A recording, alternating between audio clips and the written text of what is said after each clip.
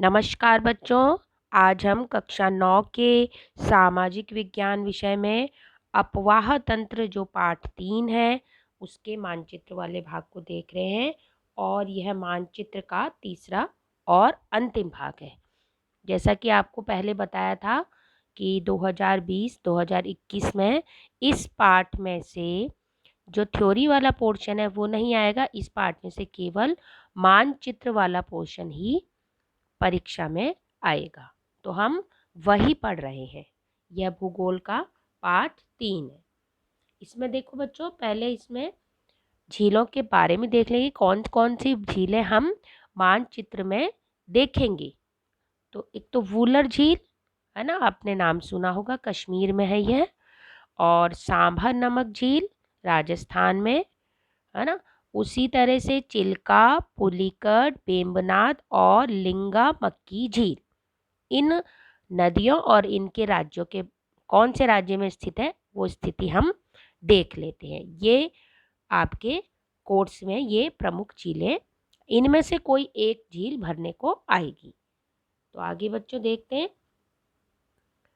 ये जो है कश्मीर से चलते हैं। ये वूलर झील देख रहे हैं आप, कश्मीर में वूलर झील।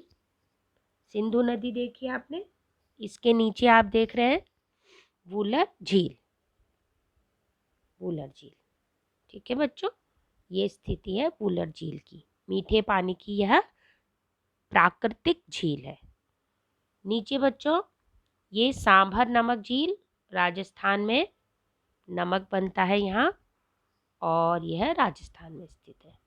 ठीक है बच्चों, अभी हम झीलों के बारे में देख रहे हैं। झील देखेंगे, इधर देखेंगे बच्चों चिल्का झील है ना। यह महानदी के जो है मुहाना है उसमें स्थित है और यह भारत का सबसे बड़ा लेगून है। लेगून किसे कहते हैं? बहुत साल पहले ऐसा हुआ कि समुद्र का पानी धरती की तरफ आया और जब वो वापस लौटा तो उससे पहले तटबंध बन गए है ना। बंध गया, किनारा रुक गया, तो उसकी किनारे में बड़ी सी मिट्टी की दीवार आ गई। तो क्या हुआ, वो समुद्र का पानी वहीं रुक गया। तो इस प्रकार चिल्का झील बन गई। जो ये झील है वो इतनी बड़ी है कि इसमें बीच बीच में टापू भी हैं। तो यह जो है चिल्का झील भारत की सबसे बड़ी जो खारे पानी की झील, प्राकृतिक झील और भारत का सबसे बड़ा लेगून यह है चिल्का झील। महानदी के मुहाने में बना है और उड़ीसा राज्य के तट पर स्थित है। उसी प्रकार नीचे देखेंगे बच्चों, ये आंध्र प्रदेश में कोलेरू झील, ये, और उसके नीचे देखेंगे बच्चों पुलिकट झील, तमिलनाडु में पुलिकट झील। ठीक है बच्चों, ये भी लेगून है।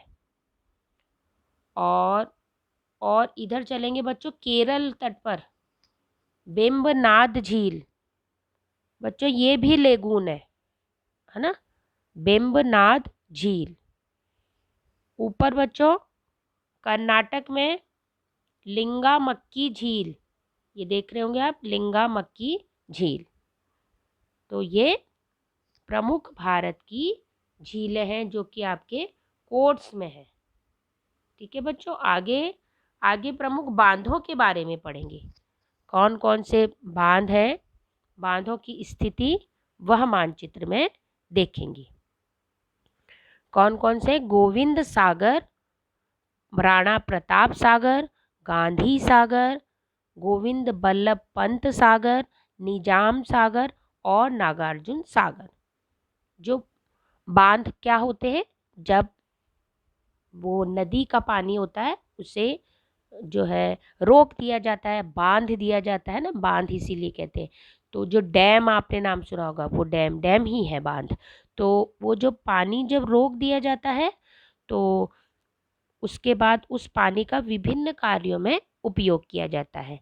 जैसे जल विद्युत पैदा की जाती है, जैसे नौकायान किया जाता है, वहाँ मछली उत्पादन किया जाता है, उस जल का प्रयोग सिंचाई के लिए किया जाता है, घरेलू कार्यों के लिए किया जाता है, औद्योगिक संस्थानों में किया जाता है।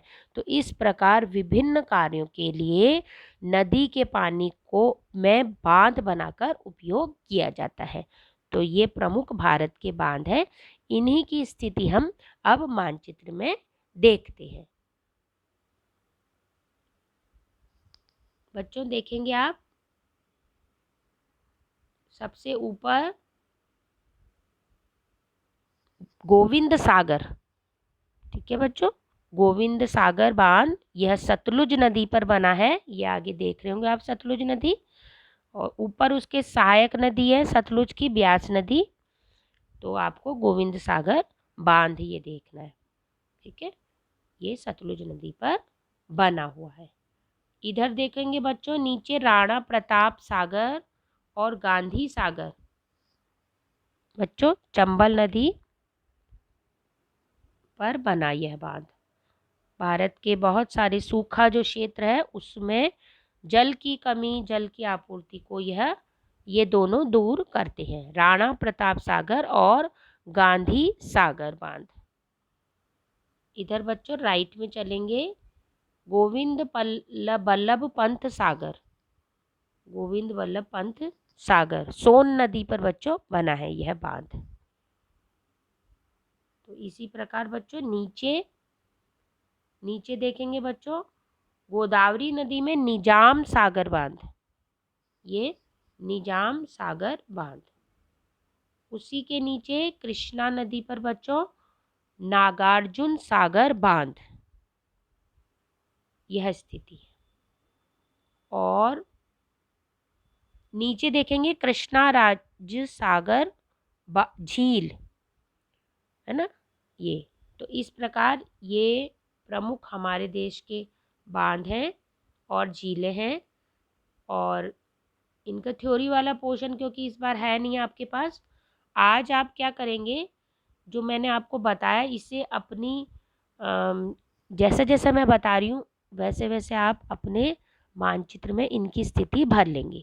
जैसा कि आपको पहले मैंने उत्तर भारत की नदियाँ और प्रायद्वीपीय भारत की नदियाँ बताई थी, तो वो तो आपने एक मैप में भरा था, और अब आप एक अलग दूसरा मैप लेंगे और उसमें इन्हें झीलें और बांधों को भरेंगे, तो बिल्कुल सफाई से क्लियर हो जाएगा और आपको आ भी जाएगा। तो आज का होमवर्क यही है, आज जो मैंने पढ़ाया उसे आपको मानचित्र में भरना है।